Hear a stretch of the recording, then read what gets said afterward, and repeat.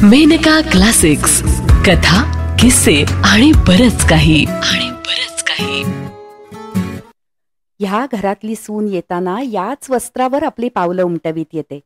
इथली भाग्यलक्ष्मी यावरून चालतच देवघरापर्यंत जाते. आज तू आलीस तशी काही वर्षांनी तुझी सून येईल. ऐकूया सौ मंगला खानोलकर यांची कथा लक्ष्मीची पावलं. वाचन अपर्णा जोग.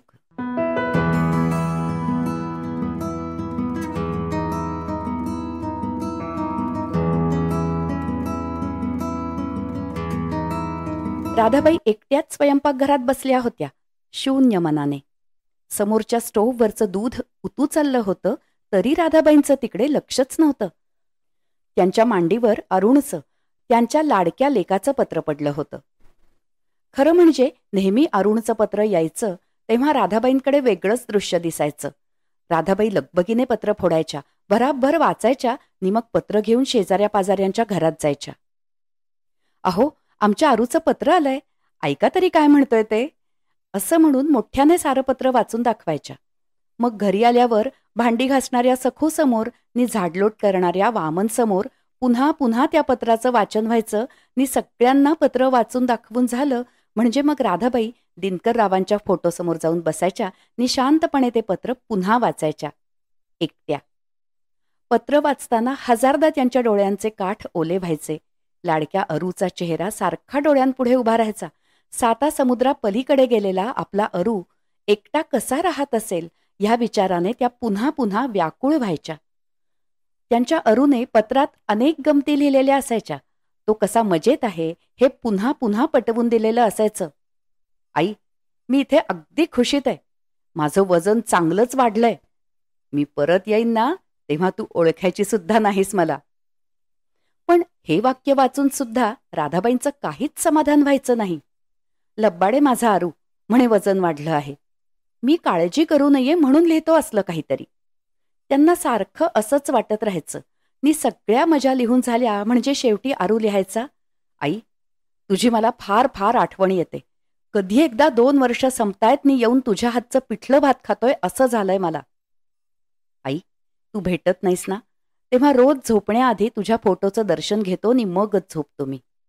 किंवा आई, तू रोज माझ्या स्वप्नात येतेस, पण मी येतो का ग तुझ्या स्वप्नात? असलं आणखी बरंच काहीतरी. असलं काही वाचलं म्हणजे राधाबाईंच्या डोळ्यात टचकन पाणी यायचं. खरंच अगदी आईवेडा आहे माझा आरू. नक्की माझ्या आठवणीने खंगत चालला असेल पोर. नि मग त्या आरू यायला अजून किती महिने राहिले तो हिशोब पुरा करायला लागायच्या. पण तो हिशोब कधी पुरा व्हायचाच नाही. कधी बरं गेला आरू असं म्हणता म्हणता त्यांच्या डोळ्यांसमोर परदेशी जायला निघालेला आरू उभा राहायचा. नि मग भराभर आरूची वेगवेगळी रूपं डोळ्यांसमोरून सरकायला लागायची. परदेशी जाताना पाया पडणारा आरू, इंजिनियर झालेला आरू, कॉलेजात जाणारा आरू, शाळेतून मारामारी करून घरी आलेला आरू, पहिल्या दिवशी शाळेत जाणारा आरू, नुकताच चालायला शिकलेला आरू. 1 ना 2 आरूची असंख्य रूपं त्यांच्या नजरेसमोर फेर धरायची नि पाहता पाहता आरूच्या स्मृतीमध्ये त्या हरवून जायच्या. खरोखरच आरू म्हणजे राधाबाईंचं सर्वस्व होतं. अरू हा त्यांच्या घराण्याचा एकुलता एक दिवा होता. अरू हा त्यांच्या आयुष्याचा एकच एक आधार होता. लग्नानंतर किती वर्ष राधाबाईंना मूलबाळच होत नव्हतं. त्यांच्या घराण्यात नेहमी एकच मुलगा. दिनकरराव, राधाबाईंचे पती, एकुलते एक. राधाबाईंचे सासरे देखील एकुलते एक. तेव्हा आपल्याला सुद्धा एक तरी मुलगा होणारच असं राधाबाईंना मनोमन वाटत होतं. पण वर्षामागून वर्ष जात होती. राधाबाईंनी अंगणात लावलेली चमेली दरवर्षी फुलत होती, तृप्त होऊन हसत होती. पण राधाबाईंची कूस रिकामीच राहत होती. राधाबाईंच्या सासू सासऱ्यांनी नातू न पाहताच डोळे मिटले होते. नातवंड मांडीवर खेळवायची दोघांचीही इच्छा अपुरी राहिली होती. राधाबाई दिवसेंदिवस निराश होत चालल्या होत्या. व्रतवैकल्य सारी करून झाली होती. नवस सायास फोल ठरले होते. आणि एक दिवस चमत्कार झाला होता. देवाने जणू राधाबाईंची हाक ऐकली होती. लग्नानंतर 15 वर्षांनी बालराजाच्या आगमनाची चाहूल लागली होती. त्या जाणीवेनेच राधाबाई मनोमन मोहरल्या होत्या. पण एकाएकी या सुखाला कोणाची तरी दृष्ट लागली. दिनकरराव भरल्या डावातून उठून गेले, राधाबाईंना एकटं टाकून. राधाबाईंवर आकाश कोसळलं. आनंदाची फुलं क्षणात कोमेजून गेली. छोट्या अरुणला घेऊन आयुष्याची वाटचाल आता एकट्या राधाबाईंना करावी लागणार होती. त्या वाटेवर असंख्य संकटं होती, काट्याकुट्यांची पखरणं होती. अचानक झालेल्या ह्या आघाताने राधाबाई प्रथम मोडून पडल्या, पण लवकरच सावरल्या. त्या आता एकट्या नव्हत्या, छोटा अरू होता ना त्यांच्या सोबतीला. दिनकररावांच्या साथीने त्यांनी अनेक बेत केले होते. आता ते सारे बेत पुरे करायची जबाबदारी राधाबाईंवर होती. छोट्या अरूच्या आयुष्याला सुबक आकार द्यायचं अवघड काम आता त्यांना एकट्यांना करायला लागणार होतं. मी राधाबाईंनी कंबर बांधली. राहायला हक्काचं घर होतंच, मी जवळ थोडंफार शिक्षण होतं. राधाबाईंना गावातल्याच कन्याशाळेत नोकरी मिळाली.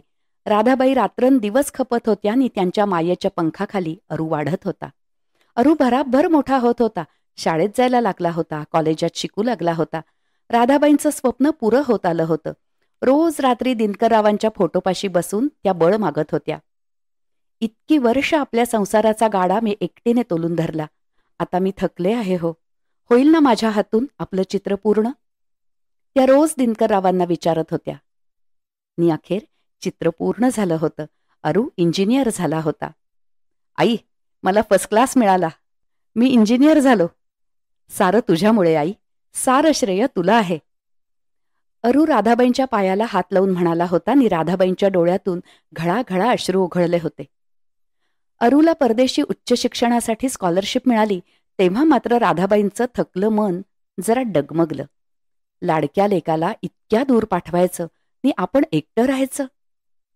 राधाबाईंना ही कल्पनाही असह्य वाटत होती. खरं म्हणजे त्यानंतर आता सूनमुख पाहायची इच्छा झाली होती. गोरीपान, उंच, घाऱ्या डोळ्यांची. त्यांच्या अरूला शोभेलशी सून त्यांना हवी होती आणि अरू तर आणखी शिकायचं म्हणत होता. अखेर राधाबाईंनी काळजावर दगड ठेवून अरूला परवानगी दिली. जाताना अरू त्यांच्या पायाला हात लावून म्हणाला होता, आई, तू इथे एकटी आहेस हे मी कधीच विसरणार नाही. लवकरात लवकर मी परत येईन. अरू गेला त्या दिवशी रात्रभर राधाबाई दिनकररावांच्या फोटोसमोर बसून रडत होत्या. 2 वर्ष आपला लाडका अरू आपल्याला दिसणार नाही या विचारानं सारखं त्यांना दाटून येत होतं आणि भराभर दिवस जात होते. अरूची दर आठवड्याला पत्र येत होती. तो अगदी मजेत होता. राधाबाईंना वेळ घालवायला साधन म्हणजे अरूची पत्र. पुन्हा पुन्हा वाचायची नि अरू परत आल्यावरची चित्र रंगवायची. अरू परत आल्यावर त्या एखाद्या छानशा मुलीशी अरूचं लग्न लावून देणार होत्या.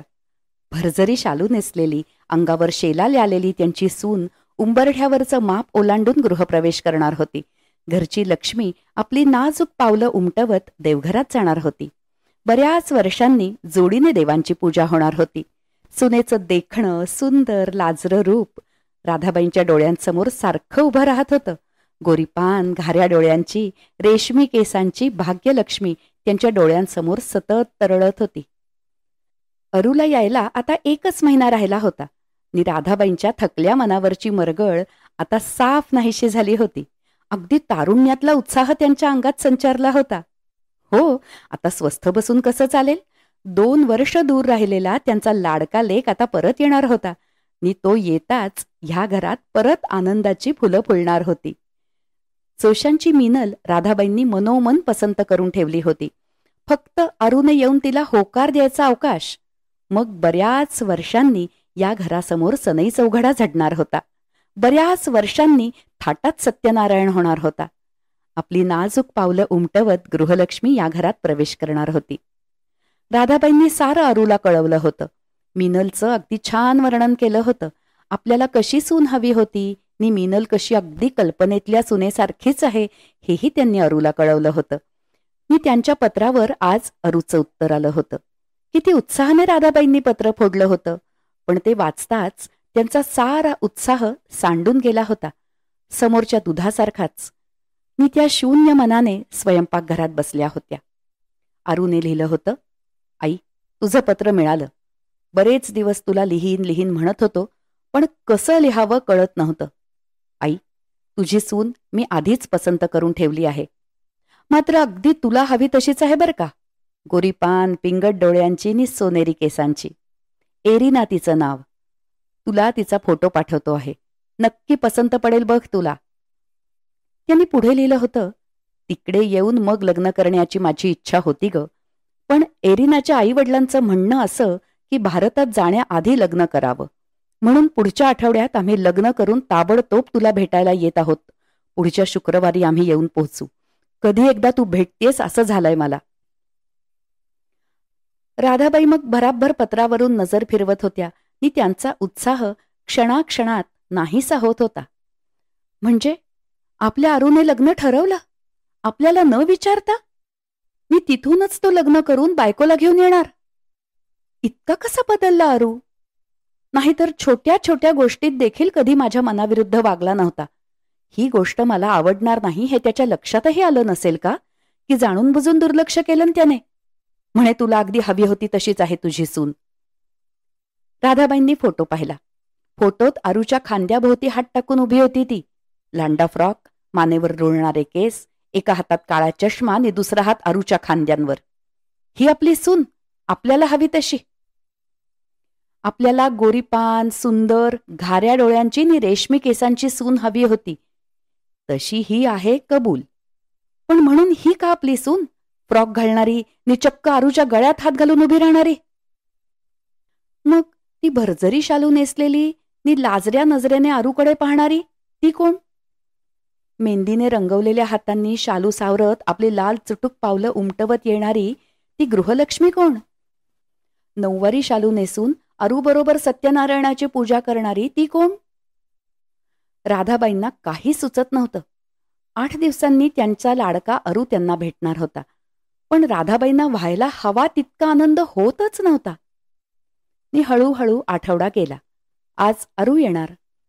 राधाबाईंचं घर अगदी शांत होतं. एक मन आनंदाने नाचत होतं, तर दुसरं मन नवीन सुनेचं कसं स्वागत करायचं ह्या विचारात गढलं होतं. इतक्या दिवसांनी मुलगा येणार. केव्हा येणार, किती वाजता येणार, काही सुद्धा कळवलं नव्हतं. तरी राधाबाई पहाटे 5 पासूनच उठून बसल्या होत्या. लक्ष सारखं दाराकडे जात होतं. केव्हा येईल अरू? कसा दिसत असेल? आल्याबरोबर धावत येऊन आपल्याला मिठी मारेल का? आपल्या पावलांना हात लावून नमस्कार करेल का? छे, भलतच. ती असेल ना त्याच्याबरोबर. ती हसेल त्याच्या वेडगळपणाला. आणि आपण सुद्धा कसं वागायचं? 2 वर्षांनी अरू भेटणार, त्याला जवळ घेतल्याशिवाय कसं राहावेल आपल्याला? पण अरूला तरी ते आवडेल की नाही कोण जाणे. अरू बदलला आहे. माझा लाडका अरू बदलला आहे. राधाबाई अगदी सैरभैर झाल्या होत्या. शून्य मनाने वेड्यासारख्या बसून होत्या. खरं म्हणजे आज त्यांची सून घरी यायची. त्यांनी कसं उत्साहात असलं पाहिजे. त्यांना स्वतःच्या लग्नाचा दिवस आठवला. रात्री 11 नंतर वरात आली होती. नवख्या लोकांमध्ये आणि अनोळखी वातावरणामध्ये राधाबाई अगदी बावरून गेल्या होत्या. थरथरत्या पावलांनी त्यांनी उंबरठ्यावरचं माप ओलांडलं होतं. समोर उंबरठ्यापासून देवघरापर्यंत पांढरं शुभ्र रेशमी वस्त्र अंथरलेलं होतं. चांदीच्या तबकात ओली पिंजर घेऊन सासूबाई उभ्या होत्या. मेहंदीने रंगलेल्या हातांनी राधाबाईंनी शालू सावरून धरला होता आणि तबकात पावलं बुडवून ती लाल चुटूक पावलं त्या रेशमी वस्त्रावर उमटवत राधाबाई देवघरात गेल्या होत्या. नंतर सासूबाईंनी त्यांना सांगितलं होतं, राधा, हे रेशमी वस्त्र नीट जपून ठेव हो. या घरातली सून येताना याच वस्त्रावर पावलं उमटवत येते. इथली भाग्यलक्ष्मी ह्याच्यावरनच चालत देवघरापर्यंत जाते. आता आज तू आलीस, तशी काही वर्षांपूर्वी मी आले होते, आणि काही वर्षांनी तुझी सून येईल. राधाबाई ताडकन उठल्या. बासनात बांधलेलं ते पांढरशुभ्र वस्त्र त्यांनी बाहेर काढलं आणि त्याच्यावरनं हळुवारपणे हात फिरवला. आज इतक्या वर्षांनी या घरात गृहलक्ष्मी येणार होती, आपली लाल चुटूक पावलं उमटवत. नि त्या कशा इतक्या वेळ शांत बसल्या होत्या? लगबगीने उठून त्या आत गेल्या. चांदीचं तबक लख्ख घासून त्यांनी त्यात ओली पिंजर पसरली. माप भरून ते उंबरठ्यावर आणून ठेवलं. नि त्यांच्या डोळ्यांसमोर त्यांची सून उभी राहिली. भरजरी शालू नेसलेली, अंगावर शाल ल्यालेली, उंबरठ्यावरचं माप ओलांडून ती आत येत होती. लाजऱ्या नजरेने, हसऱ्या ओठांनी. नि राधाबाई एकटक तिच्याकडे पाहत होत्या. घरात येणाऱ्या लक्ष्मीचं स्वागत करायला राधाबाई एकदम पुढे झाल्या. नि क्षणात थबकल्या. समोरचं माप तसंच भरलेलं होतं. घराचं दार बंदच होतं. देवघरापर्यंत आच्छादलेलं पांढरशुभ्र वस्त्र अजून तसंच होतं. राधाबाईंना झालेला तो भास होता. राधाबाईंच्या डोळ्यांसमोर सुनबाईचा फोटो उभा राहिला. लांडा फ्रॉक, केसांचा बॉब, अरूच्या गळ्यात हात. ही आपली सून. हिच्यासाठी का आपण सारी तयारी केली? उंच टाचांच्या चपला घालून ती येईल, हिच्या चपलाही न काढता या पांढऱ्या शुभ्र वस्त्रावरून चालत जाईल. अरू सारं कौतुकानं बघत बसेल. आपण काय सांगणार हिला? केवढा मोठा अपमान होईल आपल्या देवाचा, ह्या निर्मळ वस्त्राचा. राधाबाईंचा उत्साह पुन्हा नाहीसा झाला. झटक्यात उठून त्यांनी दार उघडलं. असू दे दार उघडच, येईल तेव्हा येईल अरू. आपण स्वयंपाकघरातनं बाहेर यायचंच नाही सुनेचं स्वागत करायला. असली कसली सून? त्यांनी तिरीमिरीत चांदीचं तबक आत नेऊन ठेवलं. अंथरलेलं पांढरशुभ्र वस्त्र उचलून त्याची घडी केली नि ते बासनात ठेवायला त्या वळल्या. इतक्यात मागे कोणाची तरी चाहूल लागली. त्यांनी चमकून मागे पाहिलं. दरवाजात ती उभी होती.